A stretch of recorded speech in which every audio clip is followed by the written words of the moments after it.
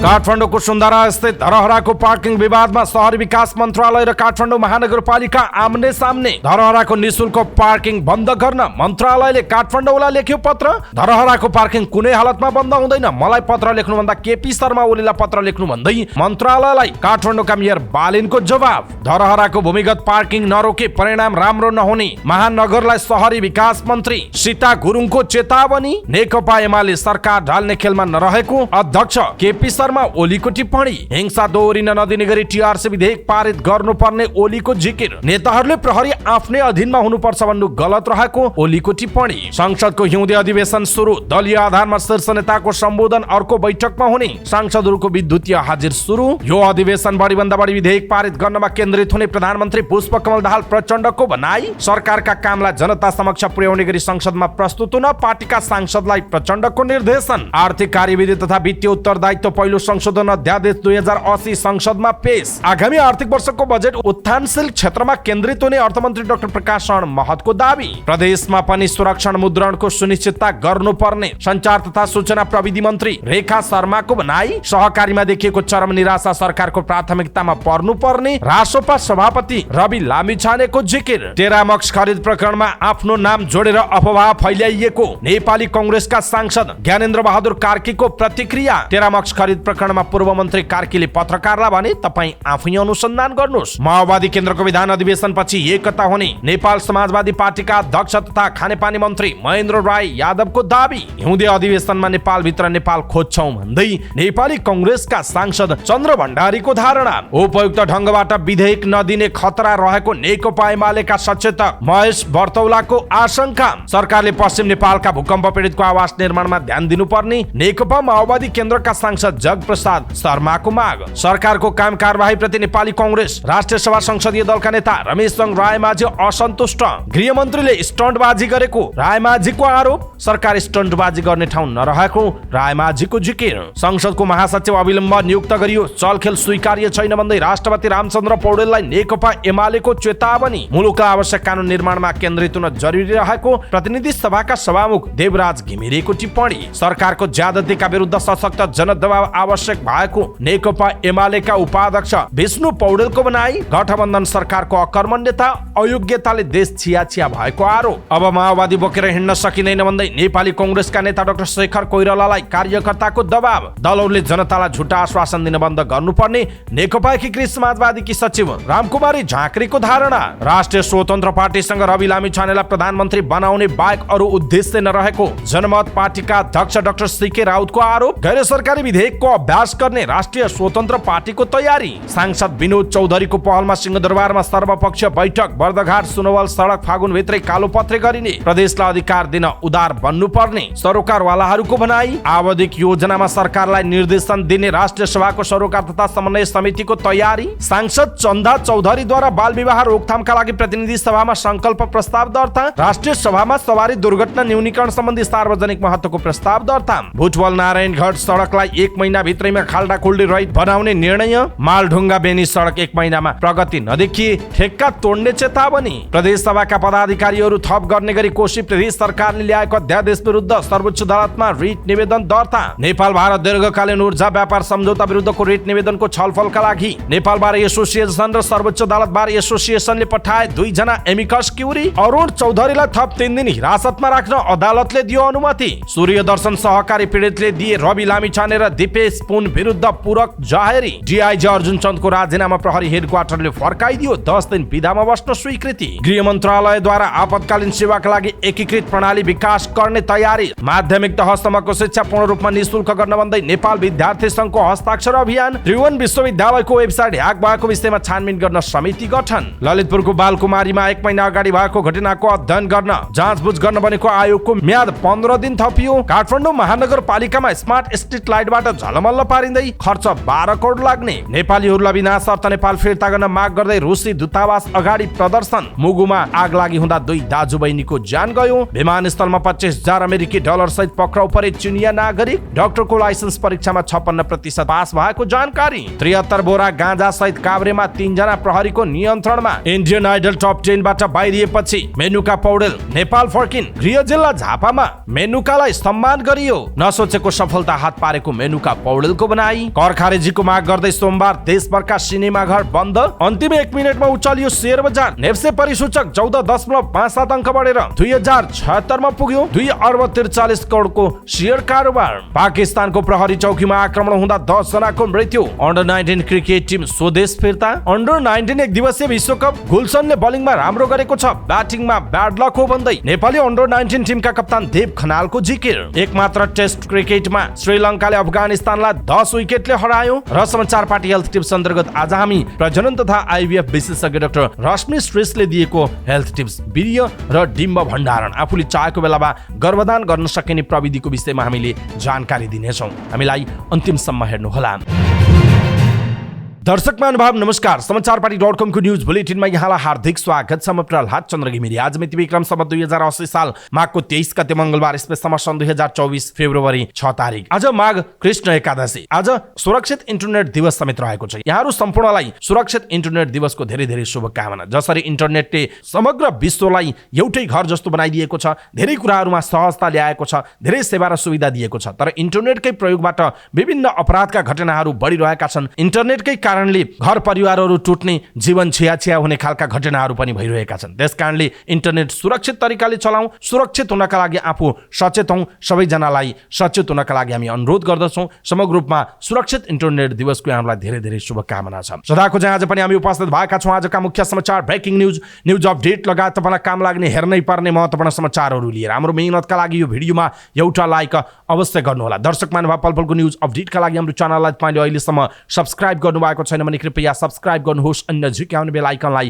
Click गर्नुहोला। दैनिक रूपमा हेर्नुहुन्छ भने रेगुलर भनेर लेख्नुहोला। आज पहिलोचोटि हेर्दै हुनुहुन्छ भने फर्स्ट टाइम भनेर लेखिदिनु होला। देशभित्र हुनुहुन्छ भने आफू रहेको गाउँठाउँ सहर जिल्लाको नाम लेख्नुहोला। विदेशमा हुनुहुन्छ भने कुन देशबाट हामीलाई हेरिरहनु भएको छ त्यो कुरा तलको कमेन्ट बक्समा कमेन्ट गर्नुहोला। आउनुहोस् दर्शक महानुभाव, आजका मुख्य समाचार सुरु गरौँ। धरहराको पार्किङ विवादमा शहरी विकास मन्त्रालय र काठमाडौँ महानगरपालिका आम्ने सामने भएको प्रसङ्गबाट।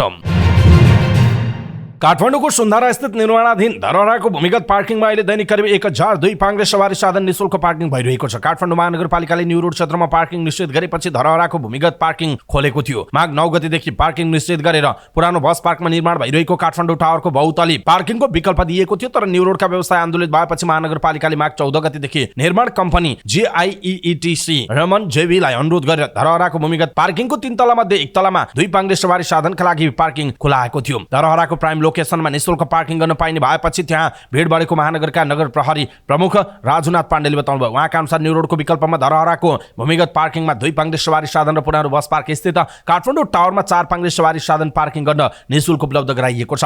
अहिले धरहरा पार्किङ भवनमा उपलब्ध गराइएको 1 तलामा मात्र 1502 पाङ्ग्रे सवारी साधन अड्छन्। निःशुल्क पार्किङ सुरु गरेको दोस्रो दिन माघ 15 मा महानगरले 900 भन्दा धेरै सवारी साधन पार्किङ भएको जनाएको थियो। धरहराको पार्किङ खुला भएको करिब 1 हप्तापछि शहरी विकास मन्त्रालयले काठमाडौँ महानगरपालिकालाई पत्र लेख्दै धरहराको पार्किङ जोखिमपूर्ण भएको भन्दै स्थगित गर्न भनेको छ। तर महानगरपालिका पछाडि हट्ने संकेत भने देखिएको छैन। महानगरपालिकाले पार्किङ सुरु गरेको धरहरा क्षेत्रको निर्माण शहरी विकास मन्त्रालय अन्तर्गतको केन्द्रीय आयोजना कार्यान्वयन इकाइ मार्फत भइरहेको छ। तर मन्त्रालयले पनि शुक्रबार विज्ञप्ति जारी गर्दै निर्माण व्यवसाय र मन्त्रालयसँग समन्वय नै नगरी पार्किङ खुलाएको भन्दै ध्यान आकर्षण भएको जनाएको छ। साथै भूमिगत पार्किङमा भेन्टिलेसन लगायतका काम बाँकी नै भएकाले मानवीय दृष्टिले जोखिमपूर्ण भएको भन्दै पार्किङ स्थगित गर्न पनि मन्त्रालयले भनेको छ। भूमिगत पार्किङ सञ्चालन गर्न आवश्यक पर्ने ventilation system, fire fighting system, विद्युत जडानको काम र सीसीटीभी जडान नभएकाले सुरक्षा जोखिम आउँदै मन्त्रालयले भनेको छ। निर्माण कार्य सम्पन्न नै नगरी भूमिगत पार्किङ सञ्चालन गर्दा हुने मानवीय क्षतिको सम्भावना देखिएको छ। पार्किङको फ्लोर फिनिसिङ र पार्किङ प्रवेशद्वारको र्याम्पको काम पनि बाँकी रहेको मन्त्रालयले जनाएको छ। महानगरलाई प्रश्न समेत गर्दै मन्त्रालयले भनेको छ, निर्माण स्थलमा अनगिन्ती र अनाधिकृत व्यक्तिहरू सवारी साधनहरूको प्रवेशले निर्माण सामग्रीहरूको टुटफुट र बनिसकेको संरचनामा समेत क्षति हुन सक्छ। त्यसको जिम्मेवारी कसले लिने भनेर प्रश्न सोधिएको छ। यसैबीच मन्त्रालयले निर्माण पक्षले उक्त विषयलाई देखाएर म्याथअपको समेत माग गरेको भन्दै महानगरपालिकालाई पार्किङ योजना तत्काल स्थगित गरेर निर्माण सक्न दिन अनुरोध समेत गरेको छ। मन्त्रालयकी प्रवक्ता बिनु वज्राचार्य कुमारले महानगरपालिकाले सल्लाह नै नगरी पार्किङ ग्राउन्ड र दिँदा निर्माण ढिलो हुन सक्ने बताउनुभयो। भूमिगत पार्किङमा हुनुपर्ने सुरक्षा त्यसले निर्माण व्यवस्थालाई प्रभाव पनि पार्छ। त्यही भएर हामीले योजना रोक्न विज्ञप्ति जारी गरेका छौँ। उहाँहरू सल्लाह गर्न आउनुहुन्छ कि उहाँले भन्नुभएको छ। यसैबीच काठमाडौँ महानगरपालिकाका मेयर बालेन शाहले पनि मन्त्रालयको विज्ञप्तिको जवाफ सामाजिक सञ्जाल मार्फत फर्काउँदै धरहराको भूमिगत पार्किङ बन्द नहुने बताउनु भएको छ। मन्त्रालयले निर्माणाधीन अवस्थामा रहेको ठाउँमा पार्किङ गर्दा जोखिम हुने भन्दै पत्र पठाएपछि बालेनले उद्घाटन भएको 2 वर्ष 9 महिनासम्म पनि निर्माणाधीन भन्नु लाजमर्दो भएको टिप्पणी गर्दै पार्किङ बन्द नहुने जवाब दिनुभयो। तत्कालीन प्रधानमन्त्री केपी शर्मा शर्मा ओलीले धरहरा उद्घाटन गर्दा दिएको अभिव्यक्ति स्मरण गर्दै बालनले फेसबुकमा लेख्नु भएको छ, पार्किङ बन्द गर्न महानगरमा पत्र लेख्नुभन्दा नबनेको भए म 20औं तलामा कसरी पुगे भनेर निर्लज्ज प्रतिप्रश्न गर्नेहरूलाई पत्र लेख्नु उपयुक्त हुन्छ, उहाँको भनाइ छ। काठमाडौँ महानगरपालिकाका प्रवक्ता नवीन मानन्दरले शहरी विकास मन्त्रालयसँग आवश्यकता अनुसार पार्किङ खुलाउने विषयमा मौखिक छलफल भएको बताउनुभयो। अति आवश्यक परेर पार्किङ खुलाएको भन्दै उहाँले यही कारणले दरहराको काम ढिलाइ भयो भन्ने तर्क गलत भएको बताउनुभयो। जसरी दशैंको बेला पार्किङ खुलाएको अहिले त्यसरी नै खुलाएका हौं, शहरी विकास मन्त्रालयसँग आवश्यकता अनुसार खुलाउने भन्ने मौखिक छलफल भएकै थियो, उहाँको भनाइ छ। उहाँले महानगरले पार्किङ गराउँदा धेरै सवारी चालकहरूलाई सहज भएको भन्दै स्थानीयको मागलाई सम्बोधन गरेको बताउनु भएको छ। पार्किङको कारण जोखिम हुने, काममा ढिलाइ हुने केही हुँदैन, यत्रो समय पार्किङ गरिएको थिएन, किन काम छिटो भएन, इस्यु डाइभर्ट गर्न खोजिएको मात्रै हो, उहाँले भन्नुभएको छ। काठमाडौँ महानगरपालिकाले पार्किङ व्यवस्थापनको जिम्मेवारी नगर प्रहरीलाई दिएको छ। नगर प्रहरी प्रमुख राजुनाथ पाण्डे निर्माण पक्षको लिखित अनुमति लिएर नै पार्किङ खुलाइएको भन्दै मानवीय सुरक्षाको जिम्मा महानगरले लिने बताउनु भएको छ। उहाँले मानवीय सुरक्षा हेरेर नै पार्किङ गर्न दिएको भन्दै लाइटिङ र सरसफाइको काम महानगरले तत्कालै गर्ने उहाँले बताउनु भयो। उहाँले सर्वसाधारणले पार्किङ गर्दा निर्माण पक्षलाई कुनै प्रभाव नपर्ने दाबी समेत गर्नु भएको छ। यसैबीच पटक म्याथ थप्दा पनि निर्माण पूरा नभएको धरहरा निर्माण गरिरहेको GIEETC भ्रमण जेसेले महानगरलाई देखाउँदै क्षतिपूर्ति माग गरेको केन्द्रीय आयोजना कार्यान्वयन इकाइका प्रमुख कोषनाथ अधिकारीले बताउनु भएको छ। यसरी धरहराको पार्किङ पछिल्लो समय विवादमा मन्त्रालय र काठमाडौँ महानगरपालिका आम्ने सामने भएका छन्। खास गरी तत्कालीन प्रधानमन्त्री केपी शर्मा ओलीले धरहरा उद्घाटन गर्दा दिएको अभिव्यक्तिको स्मरण गर्दा हुँदै बालनले पार्किङ बन्द गर्न महानगरमा पत्र लेख्नुभन्दा नबनेको भए म 20औं तलामा कसरी पुगे भनेर निर्लज्ज प्रतिप्रश्न गर्नेहरूलाई पत्र लेख्न उपयुक्त हुन्छ भन्दै मन्त्रालयलाई सामाजिक सञ्जाल मार्फत जवाफ फर्काउनु भएको छ। दर्शक महानुभाव, खास गरी धरहराको पार्किङको विवाद मन्त्रालय र महानगर आम्ने सामने भएका छन्। मन्त्रालयलाई बालनले धरहराको पार्किङ बन्द हुँदैन पत्र केपी ओलीलाई लेख्नु भन्दै जुन चुनौतीपूर्ण अभिव्यक्ति दिनु भएको छ, जुन खालको जवाफ मन्त्रालयलाई फर्काउनु भएको छ, यसप्रति तपाईको धारणा के छ? आफ्नो धारणा तलको कमेन्ट बक्समा कमेन्ट गर्नुहोला। यसैबीच शहरी विकास मन्त्री सीता गुरुङले काठमाडौँ महानगरपालिकाले निर्माणाधीन धरहराको भूमिगत पार्किङ नरोके परिणाम राम्रो नहुने चेतावनी दिनुभएको छ। प्रदेश सभाको बैठकपछि सञ्चारकर्मीहरूसँग कुराकानी गर्दै मन्त्री गुरुङले महानगरपालिकालाई यस्तो धम्की दिनुभएको। उहाँले काठमाडौँ महानगरपालिकाले निर्माणाधीन धरहराको भूमिगत पार्किङमा कसैसँग पनि समन्वय र छलफल बिना जबरजस्ती रूपमा पार्किङ गराउनु विधि विपरीत रहेको बताउनुभयो। उहाँले निर्माणाधीन धरहरा निर्माण सम्पन्न भएपछि कसरी सञ्चालन गर्ने भन्ने विषयमा कार्यविधि बनाएर जानुपर्ने अवस्था रहेको भन्दै महानगरपालिकाले निर्माण कार्य अवरुद्ध हुने गरी गरेको निर्णय तत्काल रोक्नुपर्ने उहाँको भनाइ छ। उहाँले 250 4 पाङ्ग्रे र 602 पाङ्ग्रे सवारी साधन पार्किङ गर्न सकिने भए पनि निर्माण कार्य सम्पन्न नभएकाले 3 तलाको बेसमेन्ट मुनि अक्सिजनको अभाव, बत्ती र आगो निभाउने यन्त्रहरू जडान लगायतका काम बाँकी रहेको उहाँले बताउनुभयो। उहाँले निर्माण कार्य पनि पूरा नहुँदै महानगरले जबरजस्त ढङ्गले पार्किङ गर्ने व्यवस्था गर्नु विधिको शासन विपरीत भएको बताउनुभयो। उहाँले काम गर्नेलाई समय र वातावरण महानगरले दिनुपर्ने भन्दै पार्किङ गर्न जाँदा अक्सिजन नपुगेर क्षति भयो भने कसले बिहोर्ने भन्दै महानगरलाई प्रश्न समेत गर्नुभयो। उहाँले निर्माण व्यवसायहरूले हामीलाई हस्तान्तरण गरेको अवस्था नभएको र निर्माण सम्पन्न भएपछि हामीले महानगरपालिकासँग छलफल गरेर वा कार्यविधि बनाएर सञ्चालन गर्ने अवस्था रहेको उहाँले बताउनु भएको छ। उहाँले निर्माण सम्पन्न नभई महानगरपालिकाले जबरजस्ती रूपमा पार्किङ गर्नु विधिको शासन उल्लङ्घन भएको बताउनुभयो। उहाँले समन्वय र छलफल नगरी एकलौटी रूपमा पार्किङ गर्ने कुरा सान्दर्भिक नभएको भन्दै तत्काल रोक्नुको विकल्प नरहेको बताउनुभयो। मन्त्री गुरुङले धरहरा 3 महिनाभित्र सक्ने गरी निर्माण व्यवसाय र आयोजनासँग सहमति भएर काम भइरहेको अवस्थामा महानगरपालिकाले जबरजस्ती समस्या खडा गरेको बताउनु भएको छ। उहाँले आफू मन्त्री भएर आउनुभन्दा पहिला टुणीखेलमा धरहरा निर्माणमा खटिएका मजदुर र सामान राख्ने सहमति भएको भए पनि महानगरपालिकाको सुरक्षा निकायले जबरजस्ती हटाउने काम गरेको निवेदन समेत परेको उहाँले बताउनु भएको छ। प्रमुख प्रतिपक्ष दल नेकपा एमालेका अध्यक्ष एवं पूर्व प्रधानमन्त्री केपी शर्मा ओलीले आफ्नो पार्टी सरकार ढाल्ने खेलमा नरहेको बताउनु भएको छ। महोत्तरीमा आयोजित पार्टीको एक कार्यक्रममा बोल्दै उहाँले आफ्नो पार्टी 2084 सालमा बहुमत ल्याएर सरकार हाँक्ने नीतिका साथ अगाडि बढेको समेत बताउनुभयो। अध्यक्ष ओलीले वर्तमान सत्तारूढ गठबन्धनलाई भ्रष्ट र तस्करको रूपमा चित्रण गर्दै देशले देश र जनताको पक्षमा केही पनि काम गर्न नसकेको आरोप लगाउनुभयो। उहाँले प्रधानमन्त्री पुष्पकमल दाहाल प्रति संकेत गर्दै वर्तमान सरकारले देशको हितको पक्षमा मित्र राष्ट्रहरूसँग आँखा जुदाएर कुरा गर्ने हैसियत समेत नराखेको जिकिर गर्नुभयो। अध्यक्ष ओलीले सत्तारूढ गठबन्धन मुलुकमा जति दिन रह्यो देशले त्यति नै धेरै दुःख पाउने उहाँको भनाइ छ। ओलीले एमाले नेतृत्वको सरकार हटेपछि देशमा विकास निर्माणको काम ठप्प भएको दाबी समेत गर्नुभएको छ।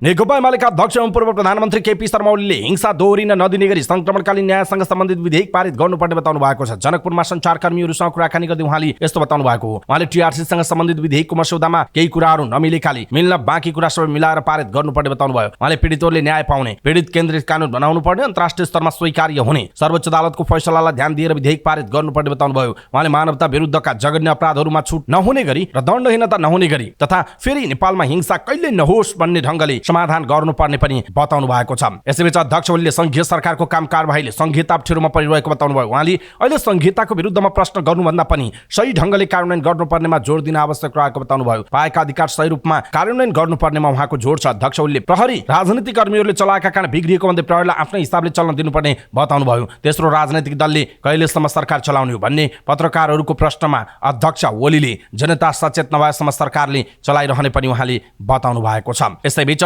नेकपा एमालेका अध्यक्ष केपी शर्मा ओलीले अहिले बेपत्ता पारिएका व्यक्तिको छानबिन आयोग र सत्य निरूपण तथा मेलमिलाप आयोग सम्बन्धी टीआरसी विधेयक यथास्थितिमा पास गर्न नसकिने बताउनु भएको छ। उक्त विधेयक एमालेले संसदबाट पास गर्न नदिने उहाँले स्पष्ट पार्नु भएको छ। पहिलादेखि नै टीआरसी विधेयकमा नेकपा एमालेको स्पष्ट अडान रहेको बताउँदै ओलीले सकेसम्म सहमतिबाट टीआरसी विधेयक टुङ्ग्याउँदा सबैको हित हुनेमा जोड दिनु भएको छ। उहाँले विधेयकमा समेटिएका केही कुराले पीडितलाई न्याय भन्दा थप पीडा थप्ने अवस्था आउने उल्लेख गर्दै सबैको सहमतिमा मिलाएर मात्र विधेयक पारित गराउनेमा आफूहरू स्पष्ट रहेको उहाँले बताउनु भएको छ। माओवादी केन्द्रको संसदीय दलको बैठकले यही अधिवेशनबाट टीआरसी विधेयक पारित गर्ने विषयमा छलफल गरे लगतै ओलीको यस्तो धारणा आएको। ओलीले केन्द्रले ऐन बनाउँदा प्रदेशमा प्रहरी समायोजन हुन नसकेको भनेर मुख्यमन्त्रीहरूले ज्ञापन पत्र बुझाएको सन्दर्भमा सञ्चारकर्मीले राखेको जिज्ञासामा प्रदेशले ऐनका कारण कामी गर्न नसकेको भन्दा पनि आफ्नो मान्छे भर्ती गर्नलाई प्रदेश नेतृत्वले हतारो देखाएको टिप्पणी गर्नुभएको छ। उहाँले राजनीति गर्ने प्रहरी चलाउँदा धेरै बिग्रिएको भन्दै प्रहरीलाई नेता र मन्त्रीको अधीनमा भन्दा पनि स्वतन्त्र रूपले आफ्नै ढंगले चल्न दिनुपर्नेमा जोड दिनु भएको छ। यसैबीच नेकपा एमालेका अध्यक्ष एवं पूर्व प्रधानमन्त्री केपी शर्मा ओलीले पूर्व राजा ज्ञानेन्द्र शाह पार्टी खोल्न सक्रिय भएको हुन सक्ने बताउनु भएको छ। जनकपुर धाम विमानस्थलमा सञ्चारकर्मीको जिज्ञासामा उहाँले भन्नुभयो पार्टी खोल्ने सुरु होला, आधार बनाउन खोजेको होला, त्यसका लागि कोसिस गरेको होला, उहाँको भनाइ छ। उहाँले संहिता पहिलोपटक आएकाले बलियो बनाउन मेहनत गर्नुपर्ने बताउनु भयो। जनतालाई प्रदेश सरकार आवश्यक हुनुपर्ने जस्तो अनुभूति हुने गरी काम गर्नुपर्नेमा उहाँले जोड दिनुभयो। अहिले जनता के भन्न थालेका छन्, प्रदेशका मन्त्रीले झण्डा हल्लाएर मात्र के हुन्छ, काम त केही भएन, जनताले के ठानुन् भने संहिता आवश्यक छ, प्रदेश आवश्यक छ, स्थानीयता आवश्यक छ, उनीहरूले राम्रो काम गरेको छ ओलीले भन्नुभएको छ। दर्शक महानुभाव, नेकपा एमालेका अध्यक्ष केपी शर्मा ओलीको भनाइप्रति खास गरी हिंसा दोहोरिन नदिने गरी टीआरसी विधेयक पारित गर्नुपर्ने, सँगसँगै अहिलेकै स्थितिमा भने टीआरसी विधेयक पारित नहुने अनि ज्ञानेन्द्र शाहले पार्टी खोल्न सक्रिय भएका होलान् भन्ने नेकपा एमालेका अध्यक्ष केपी शर्मा ओलीको भनाइप्रति तपाईको धारणा के छ? आफ्नो धारणा तलको कमेन्ट बक्समा कमेन्ट गर्नुहोला।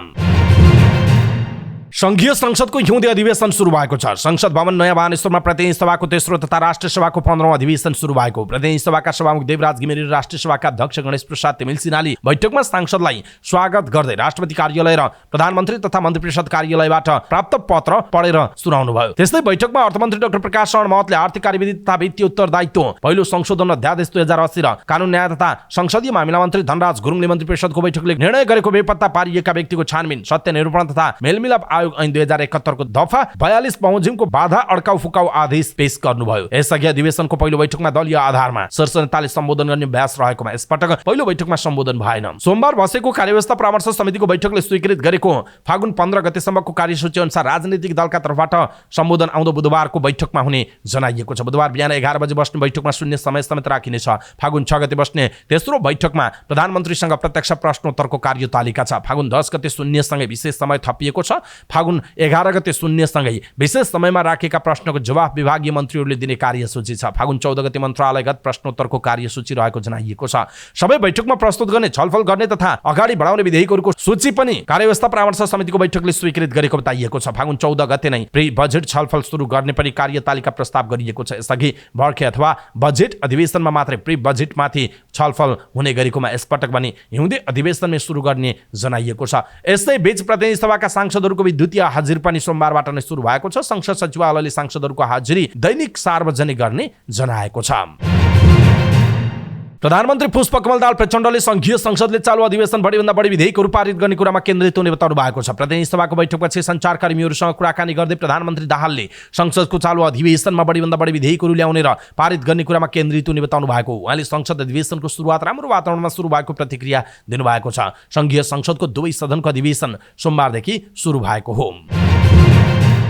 नेकपा माओवादी केन्द्रका अध्यक्ष प्रधानमन्त्री पुष्पकमल दाहाल प्रचण्डले सरकारले गरेका कामलाई जनता समक्ष पुर्याउने गरी संसदमा प्रस्तुत हुन आफ्नो पार्टीका सांसदलाई निर्देशन दिनुभएको छ। पार्टीको संसदीय दलको बैठकमा प्रधानमन्त्री प्रचण्डले सरकारले गरेका काम कारबाही जनता समक्ष पुर्याउने गरी संसदमा आफ्नो धारणा राख्न पार्टीका सांसदहरूलाई निर्देशन दिनुभयो। संसदीय दलको बैठकपछि सञ्चारकर्मीसँग कुराकानी गर्दै प्रमुख सचेतक हितराज पाण्डेले बैठकमा तेस्रो अधिवेशनलाई कसरी व्यवस्थित गर्ने भन्ने बारेमा छलफल भएको उहाँले बताउनु भएको छ। यसैबीच नेकपा माओवादी केन्द्रका सांसदहरूले प्रधानमन्त्रीको निर्देशन कार्यान्वयन नभएको विषयका सन्दर्भमा पार्टीका संसदीय दलका नेता पुष्पकमल दाहाल प्रचण्डको ध्यान आकर्षण समेत गराएका छन्। सिंहदरबारमा बसेको संसदीय दलको बैठकमा दलका नेता एवं प्रधानमन्त्री पुष्पकमल दाहाल प्रचण्डसँग सबै मन्त्रालयको प्रगति विवरण लिखित माग्नु पर्यो। काम भएको छ कि झण्डा हल्लाएर मन्त्रीको दिन बितिरहेको छ। माओवादी सांसद लेखनाथ दाहालले भन्नुभयो, प्रधानमन्त्रीले निर्देशन दिइरहने काम नहुने कुरा के हो? यदि यस्तो भएको हो भने यस्तो अवस्थाको अन्त्य होस्, उहाँको भनाइ छ। संसदीय दलको बैठकमा सुरुमा आफ्नो कुरा राख्नुभएका प्रधानमन्त्री प्रचण्डले सरकारले आगामी आर्थिक वर्षको बजेटका सम्बन्धमा हुँदै अधिवेशनमै छलफल गर्न लागेको बताउनु भएको छ। प्रचण्डपछि बोल्नुभएका सांसद दाहालले आगामी आर्थिक वर्षको बजेटमाथिको छलफल भन्दा अगाडि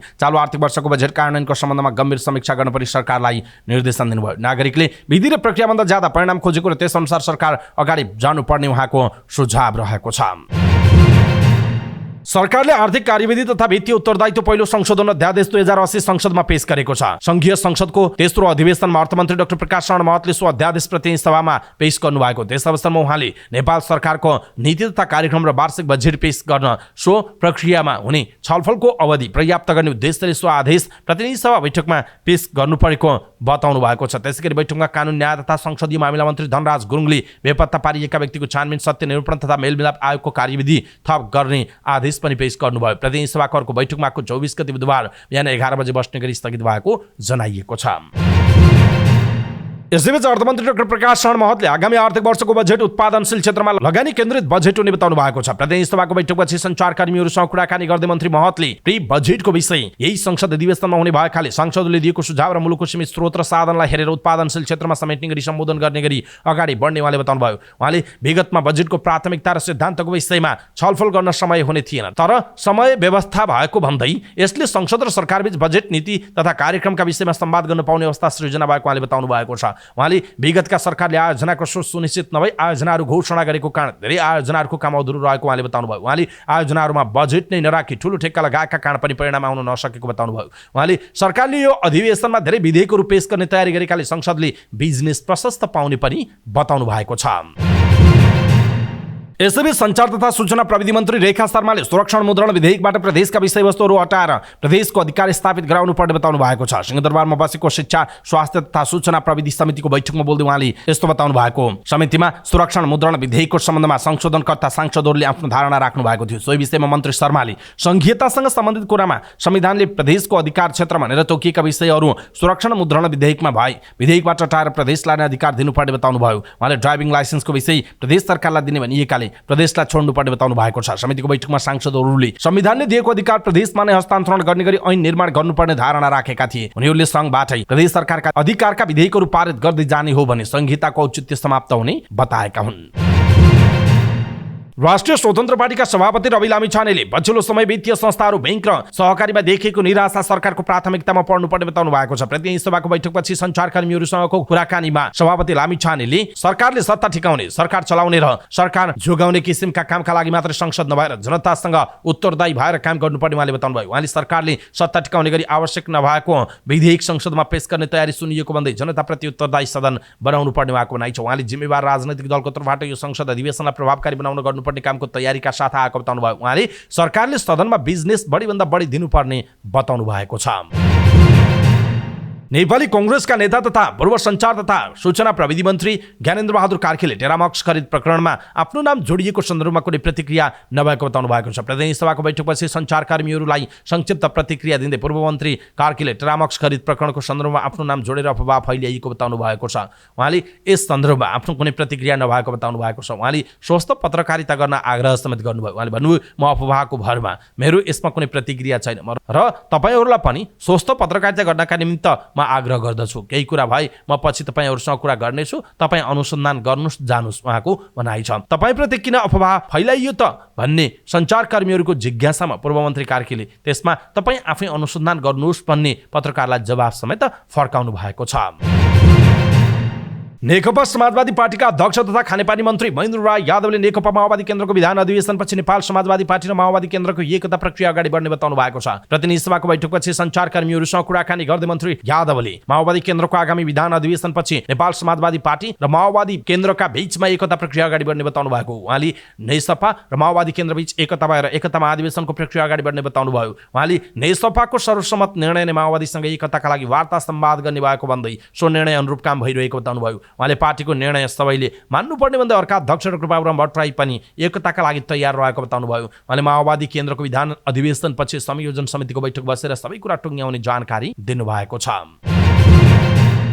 नेपाली कांग्रेसका सांसद चन्द्र भण्डारीले हिउँदे अधिवेशनमा संसदले विकास निर्माणमा नेपालभित्र नेपाल र कानुन निर्माणमा नेपालभित्र नेपाली खोज्ने गरी प्रभावकारी भूमिका निर्वाह गर्ने बताउनु भएको छ। हिउँदे अधिवेशनका लागि संघीय संसद भवन पुग्नुभएका उहाँले बैठकपछि अबको संसदले कानुन निर्माणमा प्रभावकारी भूमिका निर्वाह गर्ने बताउनु भयो। त्यस्तै सांसद भण्डारीले अबको अधिवेशनमा सांसदहरू विकास केन्द्रित हुने गरी छलफल र नीति निर्माणको लागि तयार भएको उल्लेख गर्नुभयो। नेपालभित्र नै नेपाल खोजेर विकास निर्माणका हिसाबले अगाडि बढ्ने उहाँको भनाइरहेको छ। बाँसबारी छालाजुत्ता जग्गा हिनामिना प्रकरणमा उद्योगपति अरुण चौधरी पक्राउ प्रकरणबारे भने भण्डारीले मिडियाको हेडलाइनको पछि लाग्नु नहुने भन्दै टिप्पणी समेत गर्नुभएको छ। नेकपा एमालेका सचेतक तथा सांसद महेश बर्तौलाले सुरु भएको हिउँदे अधिवेशनमा सरकारले उपयुक्त ढङ्गबाट विधेयक नदिने खतरा रहेको टिप्पणी गर्नुभएको छ। प्रतिनिधि सभाको बैठकपछि सञ्चारकर्मीहरूसँग कुराकानी गर्दै सांसद बर्तौलाले सरकारका मन्त्रीहरू मन्त्रालयका काम र जनताका समस्या समाधानतर्फ भन्दा विदेश भ्रमणमा बढी सक्रिय रहेको आरोप लगाउनुभयो। उहाँले संसदको हिउँदे अधिवेशन सुरु भएको तर वर्तमान सरकार उपयुक्त ढङ्गबाट विधेयक नदिने खतराहरू रहेको उहाँले बताउनु भएको छ। बर्तौलाले सरकार र मन्त्रीको हिजोको व्यवहार देख्दा संसद छल्न र अनदेखा गर्न सक्ने छाँटकाँट देखिएको हुँदै प्रमुख प्रतिपक्षको भूमिकामा एमालेले निगरानी गरिरहने बताउनु भयो। आगामी अधिवेशन कानुन निर्माणको अधिवेशन बनाउने गरी लाग्ने पनि उहाँको भनाइरहेको छ। सत्तारूढ नेकपा माओवादी केन्द्रका सांसद जगप्रसाद शर्माले पश्चिम नेपालमा भूकम्प पीडितको आवास निर्माणको काममा ध्यान केन्द्रित गर्न सरकारलाई दबाब दिनुभएको छ। राष्ट्रिय सभामा बोल्दै उहाँले भूकम्प पीडितका लागि आवास निर्माणको कामलाई व्यवस्थित ढङ्गले अगाडि बढाउन सरकारसँग माग गर्नुभएको। यस अवसरमा उहाँले राष्ट्रिय सभाको चालु अधिवेशन देश र जनताको जीवनमा बदलाव ल्याउने कुरामा केन्द्रित हुन सकोस् पनि शुभकामना समेत दिनुभयो। सांसद शर्माले राष्ट्र बनाउने अभियानलाई नयाँ ढङ्गले अगाडि बढाउनु पर्ने आवश्यकता समेत औल्याउनु भएको छ। सांसद शर्माले सुशासन र सामाजिक न्यायको बाटोबाट नेपाल राष्ट्र र नेपाली जनतालाई बनाउन आवश्यक रहेको पनि बताउनु भएको छ।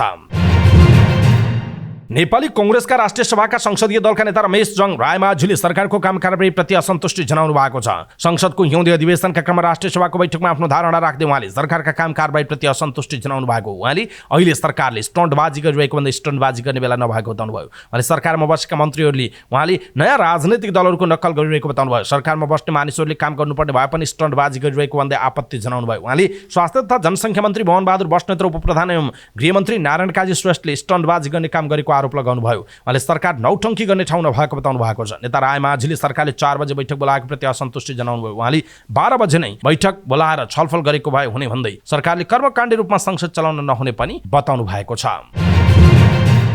नेकपा एमालेका सांसद देवेन्द्र दाहालले संघीय संसदको महासचिवमा राष्ट्रपति रामचन्द्र पौडेलले चलखेल गर्नुभएको आरोप लगाउनु भएको छ। राष्ट्रिय सभाको बैठकमा बोल्दै उहाँले यस्तो आरोप लगाउनु भयो। उहाँले संघीय संसदको महासचिव पद खाली अवस्थामा हुनु र अधिवेशन सुरु भइसक्दा पनि कार्यवाहकबाट काम चलाउनु पर्ने परिस्थिति किन सृजना भयो भन्दै प्रश्न गर्नुभयो। महासचिवमा राष्ट्रपतिले राजनीति गरेको उहाँको आरोप छ। उहाँले राष्ट्रपति पौडेललाई महासचिव पदमा चलखेल नगर्न चेतावनी दिनुभयो। कानुन अनुसार सिफारिस गरिएको महासचिव अविलम्ब नियुक्त गर्न उहाँले आग्रह गर्नुभयो। आगामी बैठकहरूमा राष्ट्रपतिको बारेमा कडा शब्द प्रयोग गर्नुपर्ने स्थिति नबनाउन चेतावनी दिँदै राष्ट्रपति पदको गरिमालाई कायम राख्न आग्रह गर्नुभयो। नेता दाहालले सत्ताधारी गठबन्धनको अकर्मण्यताका कारण पनि यो व्यवस्था कमजोर भएको उहाँले बताउनु भएको छ। प्रतिनिधि सभाका सभामुख देवराज घिमिरेले राजनीतिक दलहरूले संसदको चालु अधिवेशनमा मुलुकलाई आवश्यक पर्ने कानुन निर्माण गर्ने र संसदीय गतिविधिहरूलाई थप प्रभावकारी र व्यवस्थित बनाउने प्रण गर्न जरुरी रहेको बताउनु भएको छ। प्रतिनिधि सभाको तेस्रो अधिवेशनलाई सम्बोधन गर्दै उहाँले यस्तो बताउनु भयो। उहाँले राष्ट्रका साझा मुद्दाहरूमा संसदमा प्रतिनिधित्व गर्ने सबै राजनीतिक दलहरूलाई एकताबद्ध भएर अगाडि बढ्न पनि आग्रह गर्नुभयो। विगतका 2वटा अधिवेशनमा संसद नियमावलीको निर्माण तथा विषयगत समितिहरूले पूर्णता पाएसँगै संसदीय गतिविधिहरू क्रियाशील र जीवन्त हुँदै गएको उल्लेख गर्दै सभामुख घिमिरेले चालु अधिवेशन मुलुकका लागि आवश्यक कानुन निर्माणमा केन्द्रित हुनुपर्ने बताउनु भयो। घिमिरेले जनताको प्रतिक्रिया र सुझावलाई आत्मसात गर्दै संसदका चालु अधिवेशन नतिजामुखी हुने विश्वास समेत व्यक्त गर्नुभयो। उहाँले संसदलाई प्रभावकारी क्रियाशील र जीवन्त बनाउन चालु अधिवेशनदेखि केही नयाँ अभ्यास तथा संसदीय गतिविधि समयबद्ध सञ्चालनका लागि कार्यतालिका लागू गर्ने पनि बताउनु भएको छ। सभामुख घिमिरेले लोकतन्त्रमा जनता सबैभन्दा माथि हुने भएकाले उनीहरूको भावना अनुसार सबै राजनीतिक दलहरूले अगाडि बढ्नुपर्ने बताउनु भएको छ। नेकपा एमालेका उपाध्यक्ष विष्णु पौडेलले गठबन्धन सरकारको अकर्मण्यता अयोग्यता सत्ता लिप्सा र संकीर्ण स्वार्थले देश चियाचिया भएको बताउनु भएको छ। प्रेस चौतारी नेपालको 26औं वार्षिक उत्सवलाई सम्बोधन गर्दै उहाँले यस्तो बताउनु भयो। उहाँले अहिलेको मुलुकको परिस्थिति कहाँले लाग्दो रहेको बताउनु भएको छ। उहाँले देशको अहिलेको स्थिति मल्टी अर्गन फेलियर रहेको बताउनु भयो। उहाँले देशलाई यो ठाउँमा ल्याइ पुर्याउने काम अहिलेको गठबन्धन सरकारले गरेको आरोप लगाउनु भएको छ। उहाँले शिक्षा स्वास्थ्य श्रम रोजगार अन्तर्राष्ट्रिय श्रम बजार अर्थतन्त्र सुशासन कृषि पर्यटन कतै पनि चित्त बुझाउने अवस्था नरहेको उहाँले बताउनु भएको छ। उहाँले प्रतिपक्षका जज आवाज शून्य नेपालको अभ्यास हुनुपर्ने भए पनि अहिलेको सरकार प्रतिपक्षप्रति पूर्वाग्रही दृष्टिकोणका साथ व्यवहार गरिरहेको बताउनुभयो। उहाँले प्रतिपक्षका आवाज किनारा लगाउने काममा सरकार उद्धत रहेको बताउनुभयो। उहाँले पार्टीको सदनमा प्रस्तुति झनै सशक्त हुने बताउनु भएको छ। उहाँले सदनको दबावले मात्रै सत्ताका ज्यादतीहरूलाई ठेगान लगाउन सकिँदैन कि भन्ने अनुभूति भइरहेकाले सही वर्गका समुदायलाई साथमा लिएर सडकबाट पनि सशक्त दबाव सृजना गर्नुपर्ने परिस्थिति बनिरहेको बताउनुभयो। उपाध्यक्ष पौडेलले देशको अर्थतन्त्र काली लाग्दो अवस्थामा रहेको उल्लेख गर्नुभयो। प्रधानमन्त्री र अर्थमन्त्रीका भनाइहरू नै बाझिएको उहाँको भनाइ छ। उहाँले सरकारले अर्थतन्त्रका समस्या र समाधानमा अलमल देखिएको बताउनुभयो। उहाँले अहिले साधारण खर्च धान्न सक्ने गरी राजस्व परिचालन हुन नसकेको समेत बताउनुभयो।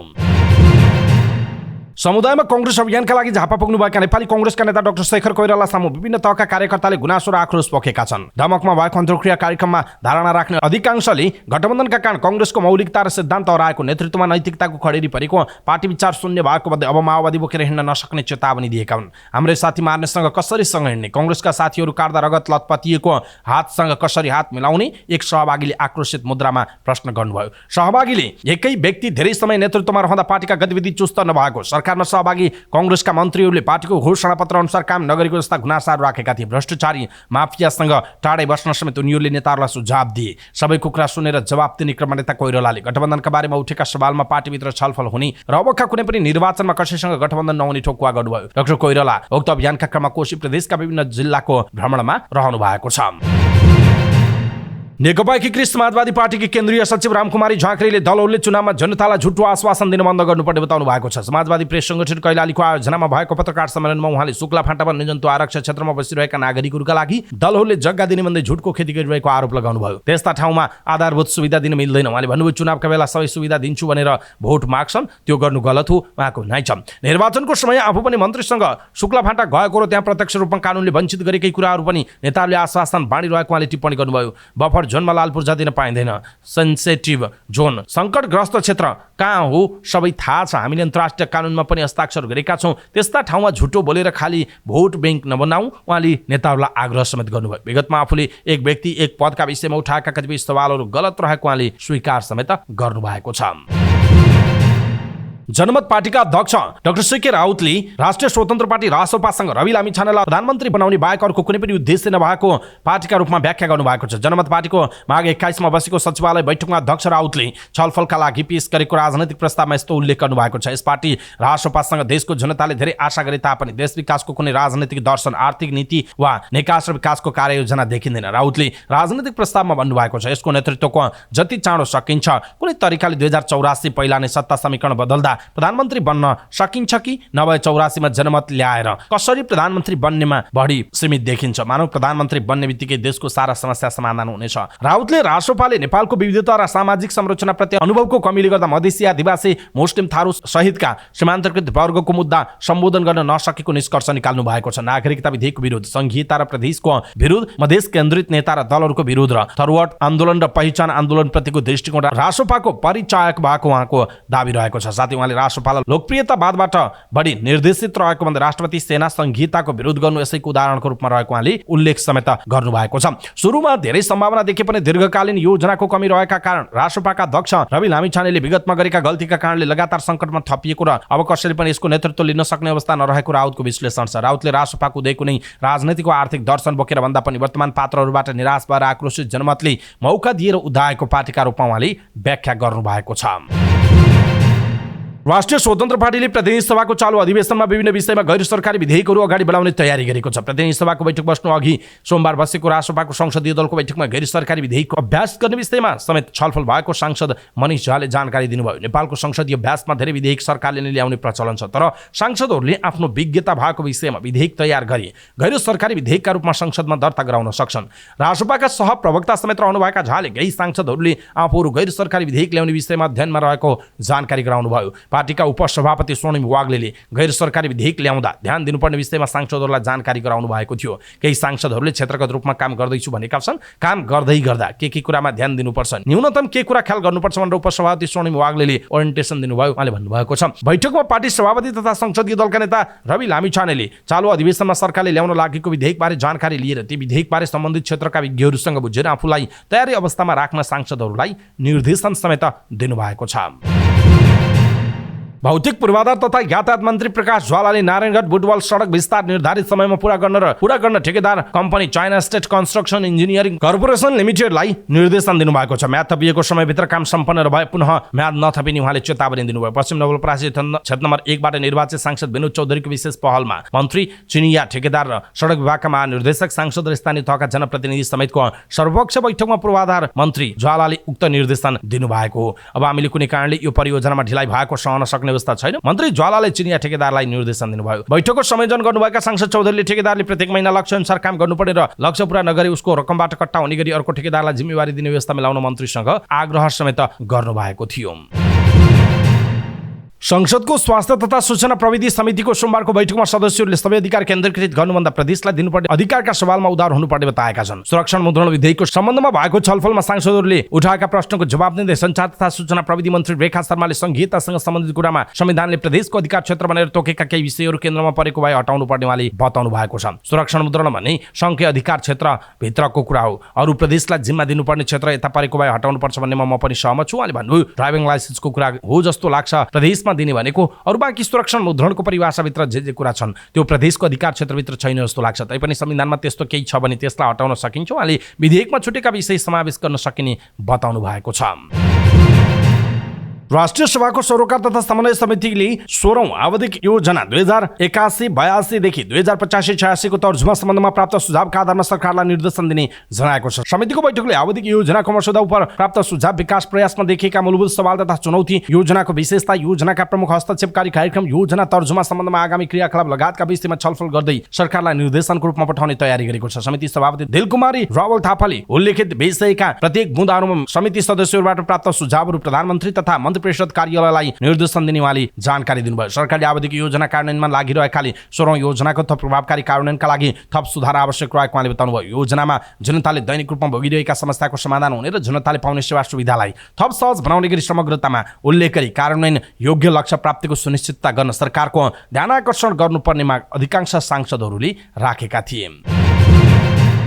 बाल विवाह रोकथामका लागि प्रतिनिधि सभामा संकल्प प्रस्ताव दर्ता भएको छ। प्रतिनिधि सभा सदस्य चन्दा चौधरीले समाजमा बाल विवाह व्याप्त रहेको भन्दै नीतिगत रूपमै निर्मूल पार्ने प्रयासका लागि प्रतिनिधि सभामा संकल्प प्रस्ताव लैजानु भएको। विवाह पूर्व 20 वर्ष पुगेको बालिक प्रमाणपत्र लिएर मात्र विवाह गर्न पाउने व्यवस्था हुनुपर्ने संकल्प प्रस्तावमा उल्लेख छ। नेपालको संविधान 2072 को धारा 39 को धारा 5 मा बालबालिकाको विवाह गर्न नहुने उल्लेख छ। मुलुकी देवानी संहिता 2074, बालबालिका सम्बन्धी ऐन 2075 ऐनले पनि नीतिगत तहमै बाल विवाहलाई अमान्य बनेको छ। तथापि बाल विवाह नरोकिएकाले विवाह पूर्व 20 वर्ष पुगेको प्रमाणपत्र लिनुपर्ने व्यवस्था गर्न आवश्यक भएको संकल्प प्रस्तावमा उल्लेख गरिएको छ। बाल विवाहका कारण नागरिकको स्वास्थ्यमा असर परेको, समाजमा असर परेको र समग्रमा मुलुक नै प्रभावित भएको उहाँको भनाइरहेको छ। राष्ट्रिय सभामा सवारी दुर्घटना न्यूनीकरण सम्बन्धी जरुरी सार्वजनिक महत्त्वको प्रस्ताव दर्ता भएको छ। सांसद दिलकुमारी रावल थापाले सार्वजनिक महत्त्वको प्रस्ताव पेश गर्नु भएको हो। राष्ट्रिय सभाको नियमावली 2075 को नियम 66 बमोजिम सवारी दुर्घटना न्यूनीकरणको कारण उल्लेख सहित सांसद थापाको प्रस्ताव दर्ता भएको छ। उहाँको प्रस्तावमा नेकपा एमाले, कांग्रेस, माओवादी, नेकपा एकीकृत समाजवादी सहित सबै दल र स्वतन्त्र सांसदहरूले समर्थन गरेका छन्। प्रस्ताव पेश गर्नुको छाउँदै कारण औल्याउँदै उहाँले भौतिक पूर्वाधार तथा यातायात, स्वास्थ्य र अर्थ मन्त्रालयलाई ध्यानाकर्षण गराएको जनाइएको छ।